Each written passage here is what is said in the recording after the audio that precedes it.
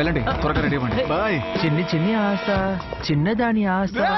ఫైజీకి దీనికి సంబంధం దాని ఉందనుకుంటున్నారా? గురించి మేము విచారిస్తున్నాము. ఇస్రోలో ఉన్న సైంటిస్ట్ రఘువరన్ గారిని మేము కాంటాక్ట్ చేయలేకపోతున్నాం.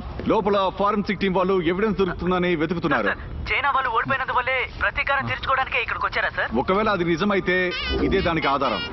గేమ్ అనేది కూడా ఒక విపత్తే.